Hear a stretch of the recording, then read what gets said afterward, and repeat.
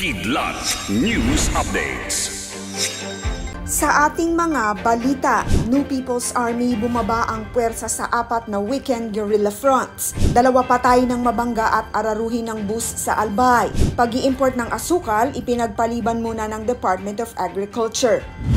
Ako po si Cesar Soriano, kasama ang buong puwersa ng Kidlat News Channel para ihatid ang mga nangungunang mga balita sa buong kapuluan.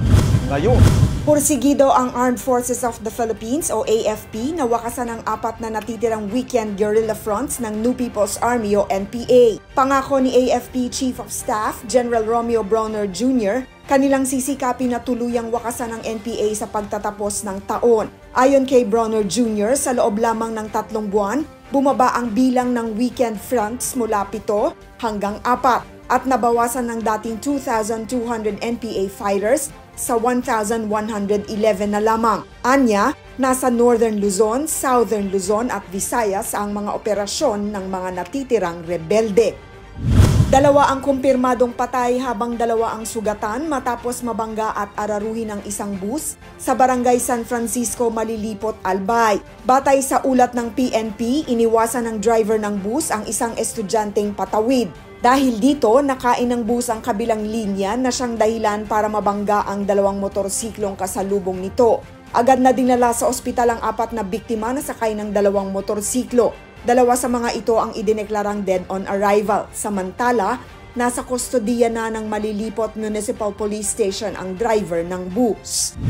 Ipinagpaliban muna ng Department of Agriculture o DA at ng Sugar Regulatory Administration o SRA ang desisyong mag-import ng asukal dahil nananatiling stable ang domestic supply ng parehong raw and refined sugar sa Pilipinas. Ayon kay Agriculture Secretary Francisco Tiu Laurel Jr., maaaring madelay ang sugar importation hanggang sa pagtatapos ng Mayo sa susunod na taon. Paliwanag ng kalihim, nagsimula pa lamang ang harvest season, kaya't mayroon pang sapat na supply sa mga susunod na buwan.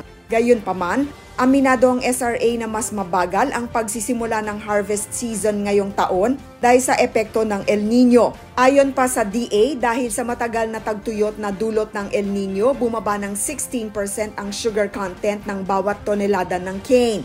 Nagresulta ito sa mas mababang sugar output sa kabila ng pagtaas ng planting areas. Para sa Kidlat News Updates, ako si Rosalyn Sinchonko, nag-uulat. Atin niyo pong natungayan ang mga headlines sa mga nakalipas na oras. Manatili nakatuto para sa susunod na updates at breaking news. Ako po si Cesar Soriano, kasama nyo sa bawat pagputo ng balita.